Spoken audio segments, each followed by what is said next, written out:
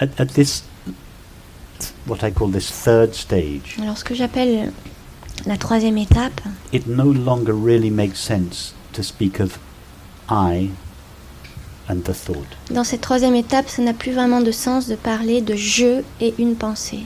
The space of awareness in which the thought appears. L'espace de la conscience dans laquelle apparaît la pensée. That's a model that we used at a previous and earlier stage of understanding. Ça, c'est un modèle qu'on utilisait auparavant dans la première étape. It's a valuable model, C'est un modèle valable, but it has its limits. mais il a ses limites. So we have got rid of that model, Donc maintenant, on s'est débarrassé de ce modèle, and hence my metaphor of the screen, which is not completely accurate, but more accurate. d'où ma métaphore de l'écran qui n'est pas complètement précise, mais plus précise tout de même.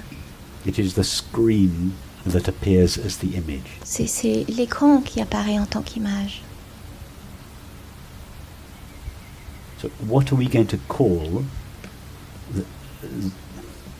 the reality of our experience? Comment va-t-on appeler la réalité de notre We can call it expérience? thinking, we can call it seeing, but it's not right to call it. On peut l'appeler penser, on peut l'appeler voir, mais It's not right to call it thinking, because it's not just thinking. It takes the shape of seeing and hearing.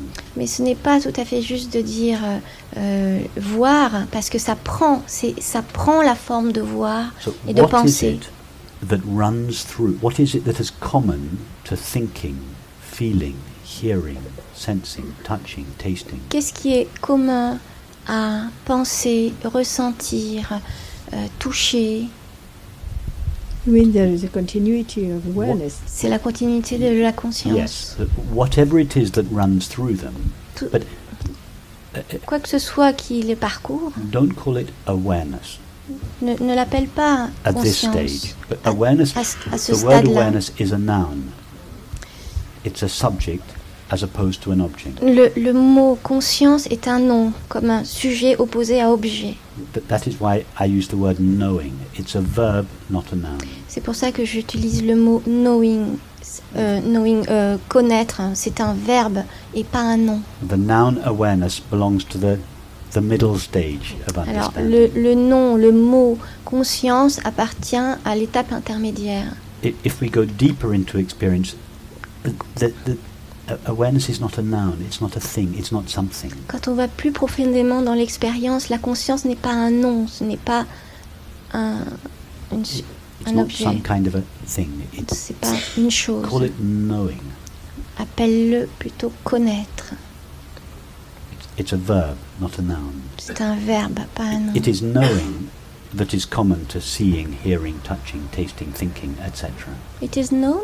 It is knowing Ah, that c'est is common to thinking, feeling, seeing, hearing. c'est le connaître, le fait de connaître qui est commun à penser, au fait de penser, ressentir, toucher, entendre. Just as it is the screen that is common to the email, the image, and the document. Tout comme c'est l'écran qui est commun au email, Email, the image, or the document. email, les emails, les images Or the document. ou les documents.